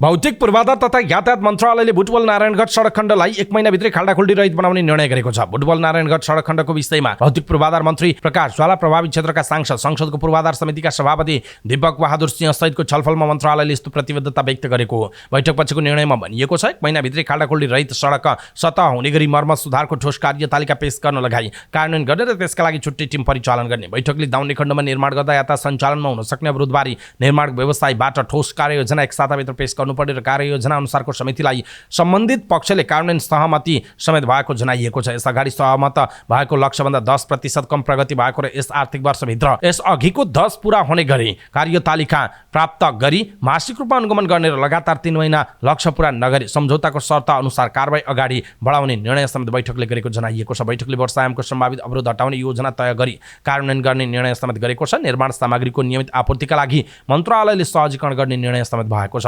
निर्माण व्यवसायले शर्त पालना नगरेमा योजना कार्यालयबाट ठेक्का अन्त्य गर्ने निर्णय समेत भएको जनाइएको छ। प्याकेजका कामहरू आगामी जुनसम्म कम्तीमा 2 लेन सडक निर्माण सम्पन्न नभए सम्झौता अनुसार कारबाही अगाडि बढाउने समेत निर्णय बैठकले गरेको जनाइएको छ। कालीगण्डकी करिडोर योजना अन्तर्गत मालढुङ्गा बेनी सडक निर्माणको जिम्मा लिएको ठेकेदार कम्पनीलाई प्रगति देखिने गरी काम गर्न 1 महिनाको समय दिएको छ। काम सक्नुपर्ने अवधि सकिएर पटक पटक म्याथप गर्दा समेत प्रगति नदेखिएपछि अन्तिम चेतावनीका रूपमा 1 महिनाको समय दिएको मालढुङ्गा बेनी जोमसुम केरला सडक आयोजना कार्यालय जोमसुमले जनाएको छ। सडक निर्माणमा भएको ढिलासुस्तीका विषयमा जानकारी लिन 2 हप्ता अघि भौतिक पूर्वाधार तथा यातायात मन्त्री प्रकाश ज्वालाले स्थलगत अवलोकन गर्नुभएको थियो। त्यसक्रममा उहाँले 1 हप्ताभित्र समस्या समाधान गरेर सडक निर्माणलाई गति दिने आश्वासन दिएको भए पनि सडक निर्माणले गति लिन भने सकेको छैन। मन्त्री ज्वालाको निर्देशनपछि आयोजना कार्यालयले ठेकेदार कम्पनीका प्रतिनिधिसँग छलफल गरेको छ। छलफलका क्रममा 1 साताभित्र मजदुर र उपकरण थप गरेर निर्माणलाई तीव्रता दिने सहमति भएको आयोजनाका इन्जिनियर अच्युत विलास पन्तले जानकारी दिनुभयो। उहाँका अनुसार अबको 1 महिनाभित्र योजनाको प्रगति नदेखिए ठेक्का तोड्ने गरी छलफल भएको बताइएको छ। आयोजना कार्यालयले तत्काल प्रगति देखिने गरी निर्माणको काम सुरु नभए ठेक्का रद्द गर्ने र पुनः नयाँ ठेक्का प्रक्रियामा जाने चेतावनी दिएको अध्यक्ष पन्तले जानकारी दिनुभएको छ। कोशी प्रदेशमा सत्तारूढ दल र प्रतिपक्ष दलका नेताहरूलाई गाडी सुविधा दिने गरी जारी भएको अध्यादेश विरुद्ध सर्वोच्च अदालतमा रिट निवेदन दर्ता भएको छ। अधिवक्ता कपिल देव ढकाल र राजेन्द्र प्रसाद ढङ्गालले सर्वोच्चमा रिट निवेदन दर्ता गर्नुभयो। उहाँहरूले संविधान विपरीत जारी भएको अध्यादेश खारेजीको माग गर्नुभयो। कोशी सरकारले हालै प्रदेश सभाका पदाधिकारीहरूको संख्या थप गर्ने गरी केही प्रदेश ऐन संशोधन सम्बन्धी अध्यादेश ल्याएको छ। उक्त अध्यादेश मार्फत ऐन संशोधन गरी सत्तारूढ सबै दलका संसदीय दलका नेता र विपक्षमा रहेका दलका संसदीय दलका नेतालाई पनि प्रदेश सभाको पदाधिकारी किटान गरिएको जनाइएको छ। नेपाल बार एसोसिएसन र सर्वोच्च अदालत बार एसोसिएसनले नेपाल भारत दीर्घकालीन ऊर्जा व्यापार सम्झौता विरुद्धको रिट निवेदनको छलफलका लागि 2 जना एमिकस क्युरी अदालतको सहयोगी पठाएका छन्। नेपाल बार एसोसिएसनले केदार कार्की र सर्वोच्च अदालत बार एसोसिएसनले सेमन्त दाहाललाई एमिकस क्युरीका रूपमा पठाएको। उनीहरूले सुनवाईका दिन व्यापार सम्झौताको संवैधानिक अवस्थाका बारेमा आफ्नो राय दिने बताइएको छ। सम्झौता नेपालको हित प्रतिकूल रहेको दाबीसहित अख्तियारका पूर्व प्रमुख सूर्यनाथ उपाध्यायले सर्वोच्च अदालतमा रिट निवेदन दर्ता गर्नुभएको थियो। माघ 16 मा न्यायाधीश नकुल सुवेदीको इजलासले दुवै पक्षलाई अन्तरिम आदेश छलफलका लागि झिकाउनुका साथै एमिकस क्युरी पठाउन नेपाल बार र सर्वोच्च बारको नाममा आदेश जारी गरेको बताइएको छ। बाँसबारी छाला जुत्ता कारखानाको 10 रोपनी सरकारी जग्गा हिनामी नगरेको आरोपमा पक्राउ परेका व्यवसायी अरुण चौधरी सहित 3 जनालाई थप 3 दिन हिरासतमा राख्न अदालतले अनुमति दिएको छ। थप अनुसन्धानका लागि चौधरी सहित तत्कालीन बाँसबारी छाला जुत्ता कारखाना लिमिटेडका कार्यकारी अध्यक्ष अजित नारायण सिंह थापा र श्रीजित चाँद वाग रेसिडेन्सी प्रालीका सञ्चालक सञ्जय ठाकुरलाई हिरासतमा राखेर अनुसन्धान गर्न अनुमति दिएको जनाइएको छ। प्रहरीले उनीहरूलाई माघ 18 मा पक्राउ गरेर अदालतमा उपस्थित गराएको थियो। त्यसक्रममा 4 दिन हिरासतमा राखेर अनुसन्धान गर्न प्रहरीले म्याद पाएको थियो। यो अवधिमा प्रहरीले 3 जनाको बयान सकेको छ, तर थप अनुसन्धान बाँकी रहेको भन्दै प्रहरीले फेरि अनुसन्धानका लागि हिरासतमा राख्न म्याद लिएको जनाइएको छ। बयानका क्रममा चौधरीले कानुन विपरीत भए आफू जग्गा फिर्ता गर्न तयार रहेको बताउनु भएको थियो। तत्कालीन बाँसबारी कारखानाका अध्यक्ष थापाले पनि आफूले गरेको निर्णय कानुन विपरीत भएको थाहा नभएको बताइएको छ। कानुन विपरीत हो भन्ने भएको भए मैले निर्णय गर्ने थिइनँ, 80 वर्षीय उहाँले भन्नुभएको छ। प्रकरणमा पक्राउ परेका 3 जनालाई स्वास्थ्यको कारण देखाउँदै ग्रान्डी अस्पतालमा राखिएको छ। केन्द्रीय अनुसन्धान ब्युरो सीआईबीले शुक्रबार पत्रकार सम्मेलन गरेर 3 महिना लामो अनुसन्धानपछि चौधरीले 10 रोपनी जग्गा हिनामी नगरेको देखिएको दावी गरेको थियो। पोखराको सूर्य दर्शन सहकारीका बचतकर्ताले राष्ट्रिय स्वतन्त्र पार्टीका सभापति रवि लामिछाने र नेकपा माओवादी केन्द्रका विद्यार्थी नेता दिपेश पुन सहित व्यक्ति र संस्था गरी 18 जना विरुद्ध सोमबार जिल्ला प्रहरी कार्यालय कास्कीमा उजुरी दिएका छन्। सहकारी पीडितहरूले रासोपा सभापति लामिछाने, पूर्व उपराष्ट्रपति नन्दबहादुर पुनका छोरा समेत रहेका अखिल क्रान्तिकारीका महासचिव दिपेश पुन, पूर्व अध्यक्ष ज्ञानबहादुर बमजन, नेचर हब प्राली, गोर्खा मिडिया प्राली, Warison information technology, spring wood real estate, Gorkha group investment, Gorkha Ayurveda प्राली लगायतलाई विपक्षी बनाएको बताइएको छ। जिल्ला प्रहरी कार्यालयका सूचना अधिकारी डीएसपी श्रवण कुमार विकले सहकारी पीडित पक्षले पूरक जाहेरी दिएको बताउनु भयो। उहाँले उक्त विषयमा पहिले दर्ता भएर अनुसन्धान जारी रहेकाले अहिले नयाँ जाहेरी दर्ता गर्नु नपर्ने पनि बताउनु भयो। यो विषय यहाँबाट अदालतमा पनि पुगिसकेको विषय हो। यस विषयमा थप अनुसन्धानका लागि उहाँहरूले उजुरी दिनुभएको डीएसपी विकले भन्नुभयो। यो पनि पहिलेकै विषयसँग जोडेर पूरक अनुसन्धान अगाडि प्रक्रिया बढ्छ उहाँको भनाइ छ। सहकारीका बचतकर्ताले जम्मा गरेको रकम हिनामी नगरेको आरोपमा कोषाध्यक्ष कुमार रम्तेल कास्की जिल्ला अदालतको आदेशमा हाल पूर्वपक्षका लागि थुनामा छन्। यो मामिलामा उपाध्यक्ष कैलाश कुमार धरलामी, सदस्य शिवबहादुर गुरुङ र भागेश्वर अरियाल पनि पक्राउ परेर पूर्वपक्षका लागि थुनामा रहेको प्रहरीले जनाएको छ। सूर्य दर्शन सहकारी ठगी प्रकरणमा प्रहरीले जीवी राई सहित 19 जनालाई पक्राउ पर्ची जारी गरेको थियो। तीमध्ये 15 जना फरार रहेको जनाइएको छ। सूर्य दर्शनका पदाधिकारीले बचतकर्ताको 1 अर्ब 11 करोड 34 लाख 43,045 रुपियाँ हिनामी नगरेको जाहेरीमा उल्लेख छ। उनीहरूलाई सहकारी ऐन अनुसार बिगो बराबरको जरिवाना र 8 देखि 10 वर्ष कैद सजायको माग गरिएको जनाइएको छ। सूर्य दर्शनबाट जीवी राई समूहले नक्कली शेयर सदस्य र विभिन्न कम्पनी खडा गरेर पैसा निकालेर अपचलन गरेको प्रहरीले बुझाएको प्रतिवेदनमा उल्लेख छ। सहकारीका सञ्चालक तथा पदाधिकारीले कृत्रिम शेयर सदस्य र खाता खोलेर रकम अपचलन गरेको, सहकारीको नाममा कुनै पनि सम्पत्ति नराखी व्यक्तिको नाममा गरेको देखिएको प्रहरीले निष्कर्ष निकालेको छ। त्रिभुवन अन्तर्राष्ट्रिय विमानस्थल सुरक्षा कार्यालयका प्रमुख डीआईजी अर्जुन चन्दको राजीनामा हृदपूर्ण नभएको भन्दै प्रहरी प्रधान कार्यालय नक्सालले फिर्ता गरिदिएको छ। मानव स्रोत विभागमा पुगेको उहाँको राजीनामाको पत्र हृदपूर्वक नभएकाले फिर्ता गरिदिएको एक उच्च प्रहरी अधिकृतले बताएका छन्। गएको शनिबार उहाँले राजीनामा दिएको विषय सार्वजनिक भएको थियो। गरासी कारण देखाउँदै उहाँले राजीनामा दिएको पत्र प्रहरी प्रधान कार्यालयको मानव स्रोत विभागमा पुगेको थियो। सोमबार प्रहरी महानिरीक्षक आईजीपी वसन्तबहादुर कुँवर, मानव स्रोत विभागका प्रमुख आईजी टेक प्रसाद राई लगायतले उहाँसँग छलफल गरेर राजीनामा नदिन सुझाएका थिए। छलफलमा सहभागी एक अधिकृतका अनुसार 29 वर्ष प्रहरी सेवामा बिताएपछि केही महिना बाँकी रहँदा राजीनामा दिँदा राम्रो सन्देश नजाने भन्दै आईजीपी कुँवरले उहाँलाई निर्णय फिर्ता लिन भन्नुभएको थियो। डीआईजी चन्द कुँवरकै ब्याचमेट रहेको बताइएको छ। लामो छलफलपछि मानव स्रोत विभागका प्रमुख राईले राजीनामाको पत्र समेत हृदपूर्वक नभएको बताउनु भएको थियो। त्यसपछि उहाँलाई महानिरीक्षक कुँवरले बरु केही दिन बिदामा बस्न भनेको स्रोतले बताएको छ। उहाँलाई 10 दिन बिदा बसेर आउन भनिएको छ, स्रोतले भनेको छ। विमानस्थलमा अध्यागमन कर्मचारी र प्रहरी बीच कुटपिट भएको घटनामा डीएसपी असय र जवानलाई कारबाहीको सिफारिस भएपछि उहाँ रुष्ट हुनुहुन्थ्यो। त्यसअघि पनि उहाँले डीआईजीहरूको सरुवामा प्रदेशको नेतृत्व खोज्नु भएको थियो तर पाउनु भएको थिएन। अप्ठ्यारोमा परेका व्यक्तिले मोबाइल वा टेलिफोनबाट सूचना पठाएपछि उक्त सूचना केन्द्रीय प्रणालीमा पुग्ने र आवश्यक आपतकालीन सेवा लिन सक्ने गरी एकीकृत प्रणाली विकास गरिने भएको छ। उक्त प्रणाली अन्तर्गत एम्बुलेन्स, दमकल, प्रहरी सेवा, प्राथमिक स्वास्थ्य जस्ता सेवा एकीकृत रूपमा उपलब्ध गराइनेछ। तर तत्कालका लागि एम्बुलेन्स, दमकल र प्रहरी सेवा समावेश गरिने गृह मन्त्रालयले जनाएको छ। उपप्रधान एवं गृहमन्त्री नारायण काजी श्रेष्ठको उपस्थितिमा गृह मन्त्रालयमा बसेको सरोकारवालाहरूको बैठकले आपतकालीन सहायता सेवा प्रवाहका सम्बन्धमा 15 दिनभित्र अवधारणा पत्र र कार्ययोजना पेश गर्ने कार्यदल गठन गरेको मन्त्रालयका प्रवक्ता एवं सहसचिव नारायण प्रसाद भट्टराईले जानकारी दिनुभएको छ। उहाँका अनुसार राष्ट्रिय विपद जोखिम न्यूनीकरण तथा व्यवस्थापन प्राधिकरणका सहसचिव भरतमणि पाण्डेको संयोजकत्वमा गठन गरिएको 11 सदस्यीय कार्यदलमा गृह मन्त्रालय, स्वास्थ्य मन्त्रालय, सञ्चार तथा सूचना प्रविधि मन्त्रालय, संघीय मामिला तथा सामान्य प्रशासन मन्त्रालय, नेपाली सेना, सशस्त्र प्रहरीका 1 र नेपाल प्रहरीका 2 जना प्रतिनिधि रहेका छन्। सूचना तथा सञ्चार विज्ञ विजय गौतम समेत कार्यदल सदस्य रहनु भएको जनाइएको छ। अत्यावश्यक सहायता सेवाका लागि हाल नेपाल प्रहरीको 100, दमकलको 101, एम्बुलेन्सको 102 र ट्राफिक प्रहरीको 103 नम्बर प्रयोगमा छन्। तर नयाँ सेवा सुरु भएपछि सबै नागरिकले एउटै नम्बर प्रयोग गरेर आफूलाई परेको समस्या केन्द्रीय प्रणालीमा पठाउन सक्नेछन्। केन्द्रीय सूचना प्रणालीले प्राप्त सूचनालाई तत्कालै सम्बन्धित निकायमा पठाउनेछ। आपतकालीन सेवा प्रवाहका लागि विभिन्न उपप्रणाली समेत प्रयोगमा ल्याइने जनाइएको छ। संविधानमा उल्लेख भए अनुसार माध्यमिक तहसम्मको शिक्षा पूर्ण रूपमा निःशुल्क गर्न भन्दै नेपाल विद्यार्थी संघ नेवी संघले हस्ताक्षर अभियान सञ्चालन गरेको छ। रोजगारमूलक, सिपमूलक शिक्षाको ग्यारेन्टी, मौलिक वैज्ञानिक पाठ्यक्रम लागू र विद्यार्थीलाई निर्व्याजी ऋण प्रवाह गर्नुपर्ने भन्दै पोखराको पृथ्वीनारायण क्याम्पसमा हस्ताक्षर सङ्कलन गरिएको नेपाल विद्यार्थी संघका केन्द्रीय सदस्य विकास भण्डारीले बताउनुभयो। उहाँका अनुसार संविधानमा उल्लेख भए अनुसार स्वास्थ्य समेत निःशुल्क गरियोस् भनेर हस्ताक्षर सङ्कलन गरिएको। सङ्कलित हस्ताक्षर कास्कीका प्रमुख जिल्ला अधिकारी मार्फत प्रधानमन्त्री पुष्पकमल दाहाललाई बुझाउने एकाइ सभापति सुशील नेउपानेले बताउनु भएको छ। त्रिभुवन विश्वविद्यालयले परीक्षा नियन्त्रण कार्यालय पनिकाको वेबसाइट ह्याक भएको विषयमा अध्ययन गर्न छानबिन समिति गठन गरेको छ। इन्जिनियरिङ अध्ययन संस्थान आइओएमका डिन प्राध्यापक डाक्टर शशिधर राम जोशीको संयोजकत्वमा 3 सदस्यीय छानबिन समिति गठन गरिएको त्रिविका निमित्त रजिस्ट्रार कृष्ण प्रसाद बस्यालले जानकारी दिनुभयो। गत शुक्रबार गठित समितिलाई 15 दिनको समय दिएको उहाँले बताउनुभयो। निमित्त रजिस्ट्रार बस्यालका अनुसार समितिले वेबसाइट ह्याक हुनुको कारण ह्याक हुन नदिने उपाय र चुनौतीको विषयमा सुझाव सहित प्रतिवेदन पेश गर्नेछ। त्रिभुवन विश्वविद्यालय परीक्षा नियन्त्रण कार्यालयले माघको 15 गतेबाट अनलाइनबाट विद्यार्थीका प्रमाणपत्रहरू दिन भनेको तर सेवा सुरु भएको 1 दिनमै वेबसाइट ह्याक भएको थियो। गत सोमबार माघ 15बाट त्रिवी अनलाइन सेवा प्रवाह सुरु गरेको थियो तर सोही दिन ह्याकरले सिस्टम ह्याक गरेको थियो। ह्याकर रोहित रोकाले वेबसाइटमा बग भेटिएकाले सचेत गराउनका लागि तथ्याङ्कलाई असर नगर्ने गरी ह्याक गरिएको बताउँदै आएका छन्।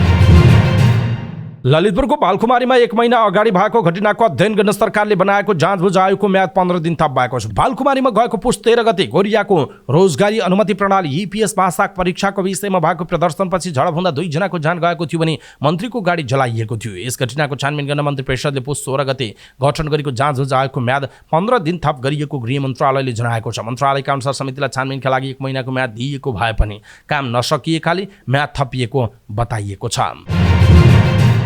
काठमाडौँ महानगरपालिकाले 12 करोड रुपियाँ खर्च गरेर मुख्य सडकहरूलाई झलमल्ल बनाउने गरी स्मार्ट स्ट्रिट लाइट सडक बत्ती जडान कार्य थालेको छ। साँझ परेपछि हिँड्नै मुस्किल हुने भन्दै आलोचना भइरहेको बेला महानगरपालिकाले 2000 बढी स्मार्ट स्ट्रिट लाइट जडान थालेको हो। काठमाडौँका सडकलाई स्मार्ट स्ट्रिट लाइट मार्फत झलमल्ल बनाउने काममा काठमाडौँ महानगरपालिका, नेपाल विद्युत प्राधिकरण र सडक विभागले सहकार्य गरेका छन्। स्मार्ट स्ट्रिट लाइट जडान गर्ने काममा 11 करोड 79,74,925 रुपियाँ लागत अनुमान गरिएको छ। त्यसको 60% रकम काठमाडौँ महानगरपालिकाले र 40% रकम नेपाल विद्युत प्राधिकरणले बिहोर्ने गरी सम्झौता गरिएको बताइएको छ। स्मार्ट स्ट्रिट लाइटबाट सडक झलमल्ल पार्ने यो अभियानमा 50% काम सम्पन्न भइसकेको महानगरपालिकाले जनाएको छ। नेपालीहरूलाई रुसी सेनामा भर्ती गर्ने र युद्धमा प्रयोग गर्ने कार्यको विरोध गर्दै मानवाधिकार तथा शान्ति समाजले प्रदर्शन गरेको छ। सोमबार काठमाडौँ स्थित रुसी राजदूतावास अगाडि भएको प्रदर्शनमा नेपालीहरूलाई रुसी सेनामा भर्ती गर्ने र युक्रेनसँगको युद्धमा प्रयोग गर्ने कार्य तत्काल रोक्न र युद्धमा प्रयोग भइरहेका नेपालीलाई बिना शर्त सकुशल नेपाल फिर्ता गर्न रुसलाई आग्रह गरिएको छ। रुसी सेनामा भर्ती भएका 1 दर्जन बढी नेपालीहरू सो युद्धमा मारिएको, 100 भन्दा बढी नेपालीहरू बेपत्ता भएको र ठूलो संख्यामा नेपालीहरू रुसी सेनामा भर्ती भएको तथ्य प्रकाशमा आएको शान्ति समाजले जनाएको छ। प्रदर्शन पश्चात रुसका राष्ट्रपति व्लादिमिर पुटिनलाई शान्ति समाजका तर्फबाट लेखिएको ज्ञापन पत्र नेपाल स्थित रुसी राजदूतावासका अधिकारीलाई हस्तान्तरण गरिएको थियो। ज्ञापन पत्रमा युद्धबाट सर्वनाश बाहेक केही हासिल नभएको भन्दै काली लाग्दो युद्धको सिलसिला तत्काल अन्त्य गर्न आग्रह गरिएको छ। यसैगरी नेपालीहरूलाई रुसी सेनामा भर्ती गर्ने र युक्रेनसँगको युद्धमा प्रयोग गर्ने कार्य तत्काल रोक्न र युद्धमा प्रयोग भइरहेका नेपालीहरूलाई बिना शर्त सकुशल नेपाल फिर्ता गर्न रुसलाई आग्रह गरिएको जनाइएको छ। मुगुमा आगलागी हुँदा एउटै घरका दाजुबहिनीको मृत्यु भएको छ। जिल्लाको खतियाड गाउँपालिका 2 गाडे खोलामा आगलागी हुँदा 2 बालबालिकाको मृत्यु भएको जिल्ला प्रहरी कार्यालय मुगुका प्रमुख डीएसपी वीरेन्द्र थापाले जानकारी दिनुभयो। डीएसपी थापाका अनुसार स्थानीय लालु सञ्जालको घरमा आगलागी हुँदा सञ्जालका 14 वर्षीय छोरा विशाल, 2 वर्षीय छोरी झरनाको मृत्यु भएको बताइएको छ। शव पहिचान गर्न नसकेपछि डाक्टरलाई बोलाएर सबको पहिचान गरी परिवारलाई दाह संस्कारका लागि बुझाइएको प्रहरीले जनाएको छ। प्रहरीका अनुसार लालु सञ्जालको घरमा उहाँकी श्रीमती र 2 छोराछोरी बस्दै आएका थिए। लालु कामका लागि भारत जानु भएको छ। लालुकी श्रीमतीले ताप्नका लागि बालेको आगो राति निभाउन भुल्दा आगो लागेको प्रहरीको प्रारम्भिक अनुमान छ। आमाले राति अबेरसम्म आगो तापेर बस्नु भएको रहेछ। राति पुरै आगो निभेको रहेनछ। त्यही आगो सल्केर आगलागी भएको देखिन्छ। डीएसपी थापाले भन्नुभयो उनको गोठभित्र रहेको चौपाया पनि आगलागीमा मरेका छन्। खाना पकाउने भान्सा कोठाबाट आगलागी सुरु भएको र आगलागीबाट घरमा धन सम्पत्ति, पशु चौपाया र खाद्यान्न पूर्ण रूपमा क्षति भएको प्रहरीले जनाएको छ। घटनाको मुचुल्का गर्ने काम भइरहेको र क्षतिको यकिन विवरण आइ नसकेको प्रहरीले जनाएको छ।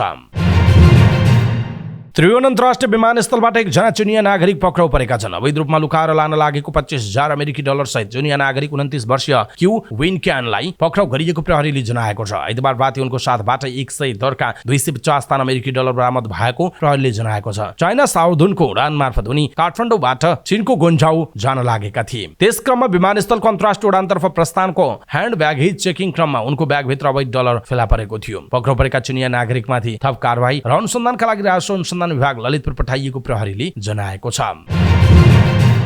नेपाल मेडिकल काउन्सिलले डाक्टरको नाम दर्ता लाइसेन्स परीक्षाको नतिजा सार्वजनिक गरेको छ। काउन्सिलले यही माघ 16 गतेदेखि 19 गतेसम्म सञ्चालन गरेको 68औं लाइसेन्स परीक्षामा 56.68% चिकित्सक उत्तीर्ण भएको जनाइएको छ। मेडिकलतर्फ 55.96 र डेन्टलतर्फ 61.05 गरी समग्रमा 56.68% परीक्षार्थी उत्तीर्ण भएको काउन्सिलले जनाएको छ। परीक्षामा मेडिकलमा 1737 र डेन्टलतर्फ 285 गरी 2022 परीक्षार्थी सहभागी भएका थिए। त्यसभन्दा अगाडि 67औं चिकित्सक दर्ता प्रमाणपत्र परीक्षामा भने 46% मात्रै परीक्षार्थी उत्तीर्ण भएको जनाइएको छ।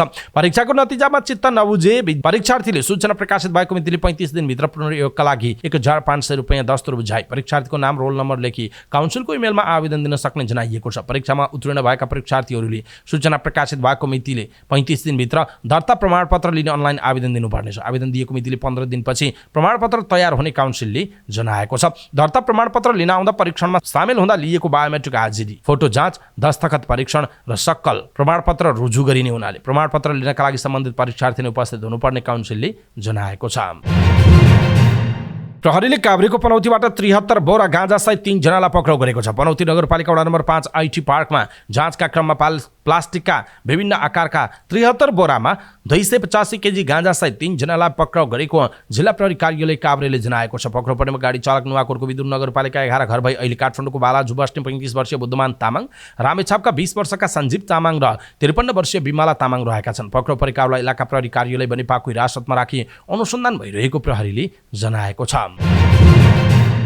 गायन reality show Indian idol season 14बाट बाहिरिएकी गायिका मेरुका पौडेलले नेपालको साङ्गीतिक क्षेत्रले आफूलाई अझ बढी मेहनत गर्न सिकाएको बताउनु भएको छ। आइतबारको एपिसोडमा सोबाट बाहिरिएको घोषणा भए लगत्तै सोमबार गृह जिल्ला झापा आइपुग्नु भएकी गायिका पौडेलले नेपालले सङ्गीत क्षेत्रमा अझै धेरै मेहनत गर्ने प्रेरणा दिएको उहाँले बताउनु भयो। भारतको रियालिटी सोमा आफू उत्कृष्ट 10मा पुग्नु नै आफ्ना लागि ठूलो सफलता भएको उहाँको भनाइ छ। उहाँले आफूले नसोचेको सफलता हात पार्दा धेरै खुसी मिलेको बताउनु भयो। उहाँले यस्तो सफलता आफूले बिरलै पाउने बताउनु भयो। बलिउडमा धेरै गीतहरू गाउनका लागि अफर आइरहेको उहाँको भनाइ छ। गायिका पौडेललाई सोमबार झापामा साहित्य चौतारी तथा सप्तक सङ्गीत विद्यालयले सम्मान तथा अभिनन्दन गरेका थिए। उहाँले 2074 सालमा नेपाल आइडलमा समेत प्रतिस्पर्धा गर्नु भएको थियो। सोमबार देशभरका सिनेमा घरहरू बन्द भएका छन्। नेपाल चलचित्र सङ्घले सरकारले लगाएको अव्यावहारिक करहरूको खारेजीको माग गर्दै सांकेतिक रूपमा मुलुकभरका फिल्म हलहरू बन्द गरिएको बताएका हुन्। सङ्घले चलचित्र क्षेत्रलाई विभिन्न करहरूको नाममा 33% भन्दा बढी करहरू तिर्न बाध्य पारिएको भन्दै मूल्य वृद्धि कर तथा कर्पोरेट कर लागू भएपछि अन्य कर नलगाउने सहमति विपरीत थप कर लगाइएको आरोप लगाएको छ। सिनेमा हलहरूमा सरकारको अव्यावहारिक कर, चलचित्र विकास शुल्क तथा स्थानीय शुल्कको कारण चलचित्र व्यवसाय धराशायी हुने अवस्थामा पुगेको हुँदा अव्यावहारिक कर खारेजीको माग गर्दै सांकेतिक रूपमा विरोध स्वरूप 2080 माघ 22 गते एक दिन देशभरका सम्पूर्ण चलचित्र घरहरू बन्द गर्ने नेपाल चलचित्र सङ्घको निर्णय भएको कुरा उल्लेख गरिएको छ। सोमबार कारोबारको अन्तिम 1 मिनेटमा शेयर बजार उछालिएको छ। 2:59 2064 अङ्कमा रहेको बजार अन्तिम 1 मिनेटमा हत्तै बढेर 2076 अङ्कमा पुगेर बन्द भएको छ। सोमबार अन्ततः अघिल्लो दिनको तुलनामा 14.57 अङ्कले बजार बढेको छ। यस दिन 148 कम्पनीको मूल्य बढेको छ भने 86 कम्पनीको घटेको छ। 13 कम्पनीको मूल्य स्थिर रह्यो। कारोबार रकम पनि खुम्चिएको छ। अघिल्लो दिन 3 अर्ब 21 करोडको कारोबार भएकोमा सोमबार 2 अर्ब 43 करोडमा सीमित भयो। अन्य समूह सबैभन्दा धेरै 4.6% बढ्यो। ब्याङ्किङ 1, विकास बैंक 26, फाइनान्स 6, जलविद्युत 13, जीवन बीमा 19, माइक्रो फाइनान्स 17, अन्न 82 र व्यापार समूह 4 अङ्क बढे। निर्जीवन बीमा 44, उत्पादन 5 र होटल तथा पर्यटन समूह 21 अङ्क घटे। यस दिन नेपाल टेलिकम, पिपुल्स पावर, समाज लघुवित्त र जोशी हाइड्रो पावरको मूल्य 10% बढ्यो। त्यस्तै गुराँस लघुवित्तको 7.6, सामलिङ पावरको 7 र कोथेली बुखरी स्मल हाइड्रोको 7% मूल्य बढेको जनाइएको छ। स्वाभिमान लघुवित्तको 6.7, विशाल बजार कम्पनीको 5.3 र चन्द्रगिरी हिल्सको 3.8% मूल्य घट्यो। कारोबार रकमका आधारमा हिमालयन रे इन्सुरेन्स, आदि power, Hathway investment, Chandragiri hills र रिडी पावर क्रमशः अगाडि रहेको जनाइएको छ। उत्तरी पाकिस्तानको एक प्रहरी चौकीमा आक्रमण हुँदा कम्तीमा 10 जना सुरक्षाकर्मीको ज्यान गएको समाचार छ। अन्य 6 जना सुरक्षाकर्मी घाइते भएका छन्। डेरा इस्माइल खान जिल्लाको चौधवान प्रहरी चौकीमा दर्जनौं लडाकुहरूले आक्रमण गरेका थिए। चौकीमा 30 भन्दा बढी आक्रमणकारीले 3 दिशाबाट हमला गरेका थिए। खैबर पख्तुनख्वा प्रान्तका प्रहरी प्रमुख अख्तर हयात गण्डापुरले एएफपीसँग भनेका छन् 2.5 घण्टाभन्दा बढी सशस्त्र झडप भएको उक्त घटनामा कम्तीमा 10 सुरक्षाकर्मी मारिएका छन्। गण्डापुरको स्थानीय प्रशासनले एएफपीलाई बताए अनुसार आक्रमणकारीहरूले सोमबार बिहान आक्रमणको क्रममा केही समयका लागि प्रहरी चौकीलाई नियन्त्रणमा नै लिएका थिए। पाकिस्तानमा आम चुनावमा मतदान हुनुभन्दा केही दिन अघि नै उम्मेदवार र पार्टीका समर्थकमाथि दर्जनौं आक्रमण भइसकेका छन्। खैबर पख्तुनख्वाको सीमावर्ती क्षेत्रमा वर्षौंदेखि पाकिस्तानी तालिबान, इस्लामिक स्टेट र अन्य समूहले सरकार र सुरक्षा लक्ष्यमा आक्रमण गर्नुका साथै सर्वसाधारणलाई लक्षित गर्ने गरेका छन्। गत हप्ता पाकिस्तानको दक्षिण पश्चिम क्षेत्रमा रहेको एक सरकारी भवन परिसरमा बलुच पृथकतावादी समूहले लुकीछिपी आक्रमण गरेपछि भएको घटनामा 24 जना लडाकु मारिएको सेनाले जनाएको थियो। आक्रमण र त्यसपछि खोजी कारबाहीमा 4 सुरक्षाकर्मी र 2 सर्वसाधारणको मृत्यु भएको थियो। प्रतिबन्धित बलोच पृथकतावादी समूह बलुचिस्तान लिबरेसन आर्मी BLA ले सामाजिक सञ्जालमा एक विज्ञप्ति जारी गर्दै उक्त आक्रमणको जिम्मेवारी लिएको छ। पाकिस्तानको निर्वाचन आयोगले गत हप्ता खैबर पख्तुनख्वा र बलुचिस्तान प्रान्तमा पूर्व निर्धारित कार्यक्रम अनुसार नै मतदान हुने बताएको थियो। हिंसा भड्किएपछि सुरक्षा अधिकारीहरूसँग आकस्मिक बैठक गरी निर्वाचन कार्यक्रम यथावत रहने बताएको जनाइएको छ। मतदाताको सुरक्षाका लागि देशभर हजारौं सुरक्षाकर्मी परिचालन गरिने सरकारले जनाएको छ। दक्षिण अफ्रिकामा भएको एक दिवसीय क्रिकेटमा सहभागी भई नेपाली अन्डर-19 राष्ट्रिय क्रिकेट टोली स्वदेश फर्किएको छ। सोमबार त्रिभुवन अन्तर्राष्ट्रिय विमानस्थल हुँदै टोली स्वदेश फर्किएको। अन्डर-19 विश्वकपमा नेपाल सुपर 6 सम्म पुगेको थियो। समूह चरणमा नेपालले न्युजिल्यान्ड र पाकिस्तानसँग हार बिहोर्दा अफगानिस्तानलाई पराजित गरेको थियो। त्यस्तै सुपर 6 मा बंगलादेश र भारतसँग पराजित भएको हो। विमानस्थलमा सञ्चारकर्मीहरूसँग कुराकानी गर्दै नेपाली अन्डर-19 टिमका कप्तान देव खनालले समग्रमा खेल राम्रो भएको बताउनु भयो। उहाँले नयाँ खेलमा नयाँ कुराहरू सिक्न पाएको बताउनु भयो। विश्वकप एउटा सपना हुने भन्दै उहाँले विश्वकपमा नेपालले ब्याटिङ गर्दा राम्रो गर्न सकेको भाइ केही नतिजा आफ्नो पक्षमा आउने उहाँले बताउनु भयो। उहाँले विश्वकपमा आकाश चन्द, सुभाष भण्डारी र अर्जुन कुमारको प्रस्तुति समग्रमा राम्रो भएको र गुलसन झाको प्रस्तुति पनि बलिङमा राम्रो भए पनि ब्याटिङमा राम्रो हुन नसकेको बताउनु भयो। उहाँले गुलसन झा नेपालको लागि कस्तो खेलाडी हो भन्ने कुरा सबैलाई थाहा भएको भन्दै सधैँ खेलाडीहरू राम्रो खेली नै रहन्छन् भन्ने नहुने बताउनु भएको छ। उहाँले विश्वकपमा राम्रै स्टार्ट पाएर पनि ठुलो स्कोर बनाउन नसक्दा भने नरमाइलो लागेको बताउनु भयो। त्यस्तै गुलसन झाले समग्रमा विश्वकप राम्रो भएको बताउनु भयो। उहाँले बलिङमा राम्रो भए पनि ब्याटिङमा आफूले सोचे जस्तो हुन नसकेको बताउनु भयो। खेलमा सधैँभरि राम्रो नै हुन्छ भन्न नसकिने धेरै उतार चढाव भइरहने उहाँको भनाइ छ। समग्रमा विश्वकपबाट अनुभव लिएको उहाँले बताउनु भएको छ। त्यस्तै आकाश चन्दले टिमले राम्रोसँग खेलेको बताउनु भयो। उहाँले सुपर 6 मा पुग्नु नै देश र आफूहरूका लागि राम्रो कुरा भएको बताउनु भयो। त्यस्तै सुभाष भण्डारीले पनि सुपर 6 मा राम्रोसँग खेल्न नसकेको बताउनु भयो। उहाँले खेलबाट धेरै कुराहरू सिक्ने अवसर पनि आफूहरूले पाएको बताउनु भयो। अन्डर 19 टोलीका प्रशिक्षक जगत टमाटाले खेलाडीहरूको प्रदर्शनीबाट खुसी रहेको बताउनु भएको छ। उहाँले विश्वकप समग्रमा राम्रो भएको उहाँले अन्डर 19 टिममा राम्रा खेलाडीहरू भएकाले आगामी दिनमा नेपाली क्रिकेटको भविष्य उज्जवल रहेको उल्लेख गर्नुभयो। विश्वकप खेलेर आएको नेपाली टोलीलाई विमानस्थलमा नेपाल क्रिकेट सङ्घका पदाधिकारीहरूले स्वागत गर्नुभएको थियो। अफगानिस्तानसँगको एकमात्र टेस्ट क्रिकेटमा श्रीलङ्का 10 विकेटले विजयी भएको छ। अफगानिस्तानले दिएको 56 रनको सामान्य लक्ष्य श्रीलङ्काले चौथो दिनको खाना समयपछि 44 बलमै भेटाएको। श्रीलङ्काका दिमुख करुणारत्नेले 32 र निशान मधुस्काले 22 रन बनाए। अफगानिस्तान दोस्रो इनिङ्समा 296 रन बनाउँदा अल आउट भएको थियो। अफगानिस्तानका इब्राहिम जद्रानले शतक र रहमत शाहले अर्धशतक रन बनाए। श्रीलङ्काका प्रभात जयसूर्यले 5 विकेट लिए। यसअघि कोलम्बोमा टस हारेर ब्याटिङ गरेको अफगानिस्तान पहिलो इनिङ्समा 198 रनमा समेटियो। अफगानिस्तानका रहमत शाहले 91 रन बनाए। श्रीलङ्काका विश्व फर्नान्डोले 4 विकेट लिए। श्रीलङ्काले पहिलो इनिङ्समा 439 रन बनाएको थियो। श्रीलङ्का एन्जेलो म्याथ्युज र दिनेश चण्डीमालले शतक बनाएका हुन्। त्यस्तै दिमुथ करुणारत्नेले अर्धशतक बनाए। अफगानिस्तानका नभिद जद्रानले 4 विकेट लिए। यी दुई बीच 3 खेलको 1 दिवसीय र 3 खेलको T20 क्रिकेट श्रृङ्खला पनि हुने जनाइएको छ।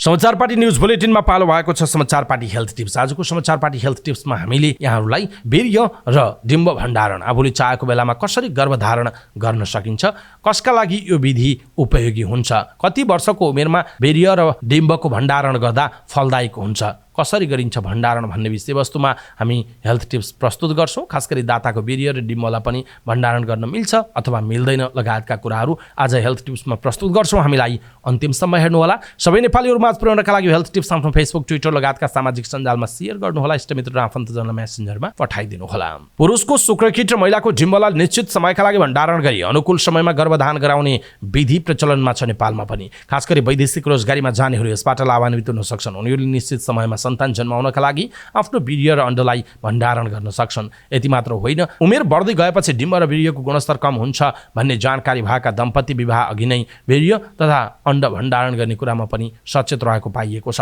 कसका लागि यो विधि उपयोगी हुन्छ त? आफ्नो करियर वा अन्य कारणले ढिलागरी बच्चा जन्माउँदा शिशुमा कतिपय जन्मजात असर देखिन सक्ने भएकाले त्यसबाट बच्न पनि वीर्य र डिम्ब भण्डारण प्रभावकारी हुन्छ। बिहे गरेर पनि ढिलो गरी बच्चा जन्माउने दम्पतिका लागि यो विधि प्रभावकारी हुन्छ।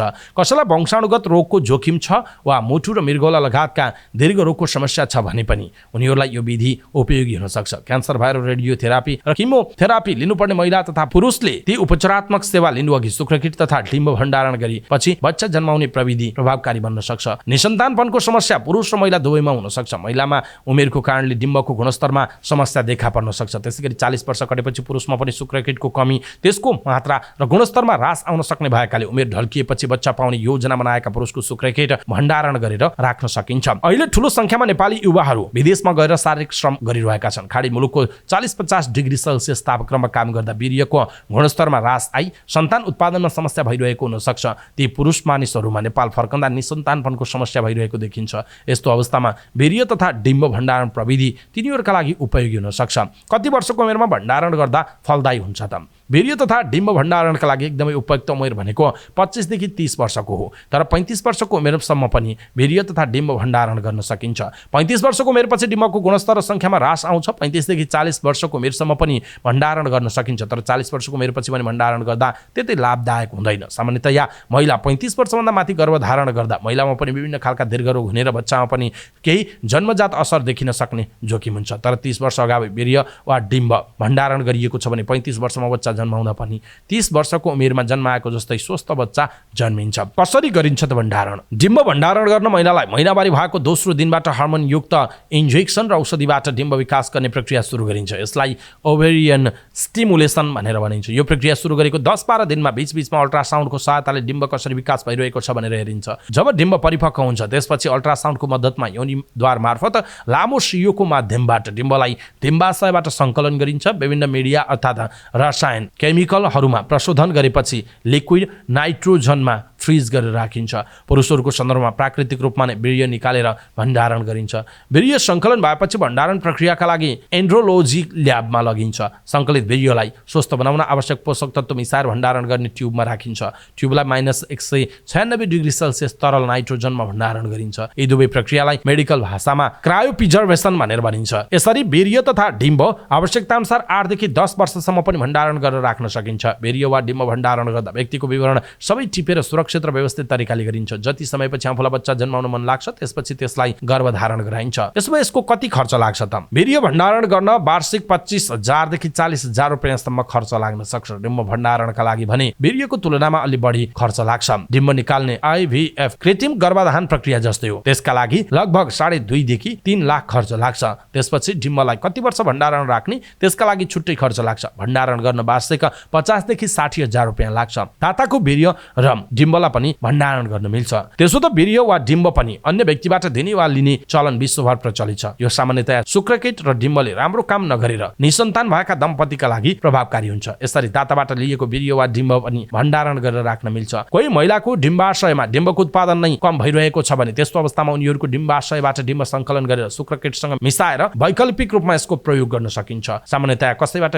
वीर्य डिम्ब लिँदा कुनै पनि स्वास्थ्य समस्या नभएको युवा युवतीको खोजी गरिन्छ। विशेष गरी 30 वर्ष उमेर नपुगेका दाता युवा युवतीबाट वीर्य वा डिम्ब लिनु उपयुक्त हुने जनाइएको छ। दर्शक महानुभाव, आज हामीले यहाँहरूलाई प्रजनन तथा IVF विशेषज्ञ डाक्टर रश्मि श्रेष्ठले दिएको हेल्थ टिप्स, खास गरी वीर्य र डिम्ब भण्डारण, आफूले चाहेको बेलामा गर्भधारण गर्नका लागि भण्डारण गर्ने यो विधि कस्तो हो, कसका लागि यो विधि उपयोगी हुन सक्छ, कति वर्षको उमेरमा वीर्य र डिम्ब भण्डारण गर्ने र फलदायी राम्रो हुन्छ, अनि कसरी गरिन्छ भण्डारण, खर्च कति लाग्छ भन्ने विषयवस्तुमा आज हामीले हेल्थ टिप्स प्रस्तुत गर्यौं। आजको हेल्थ टिप्स तपाईँलाई कस्तो लाग्यो आफ्नो कुरा तलको कमेन्ट बक्समा कमेन्ट गर्नुहोला। सबै नेपालीहरू माझ पुर्याउनका लागि हेल्थ टिप्स आफ्नो फेसबुक, ट्विटर लगायतका सामाजिक सञ्जालमा शेयर गर्नुहोला। इष्टमित्र र आफन्तजनलाई मेसेन्जरमा पठाइदिनु होला।